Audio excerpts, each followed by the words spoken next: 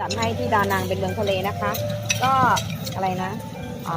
นี่คือ lobster นะคะ lobster กุ้งมังกร โอ้ลัตเตอร์มันหมดแล้ว lobster ค่ะแล้วก็เป็นปูนะคะ แล้วก็เดี๋ยวจะมีปลาหมึกย่างปลาหมึกย่างได้ยังคะ ย่างครับกูย่างแล้ว ย่าง หม ได้ ด แล้ว แล้ว บอก หมดแล้ว ย่างได้แล้ว ลวก นะคะ ลวกบอก ลวกเนี่ย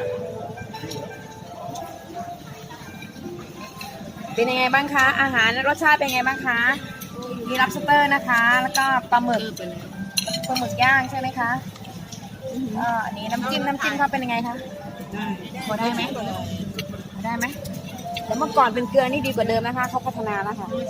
เมื่อก่อนหนูรับไม่ได้ค่ะ อันนี้ นี่ lobster ค่ะ เอาใช้มือเลยค่ะ มีอะไรกินมีข้างในหัว ใช้มือค่ะพี่ใช้มือเลยค่ะ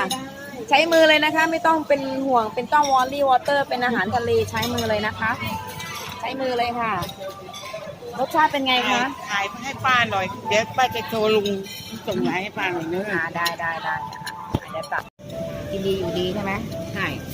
ว่ากินดีอยู่ดีทักทายหน่อยทั เขา กทา จะ ย ได้ให้ไปเที่ยวบ่อย ทักทายนะคะทักทายเป็นไงคะสนุกไหม ๆสนุกมาก นอนกับใครคะนอนกับใคร นอนกับคุณแม่ คุณแม่ของหลวงปู่น้อยนะคะ เป็นยังไงคะรสชาติอาหารที่ดานังเป็นอาหารทะเลนะคะกดไลค์กดแชร์นะคะเมื่อก่อนจะบอกว่ามันเป็นแต่เกลือนี่ก็พัฒนาแล้วนะคะเมื่อก่อนเป็นเกลือหนูรับไม่ได้เลยค่ะหนูต้องหาไอ้น้ำจิ้มมานะคะ เป็นไงคะรสชาติอาหารค่ะพอคิดได้ไหมคะอาหารทะเลนะคะอาหารทะเล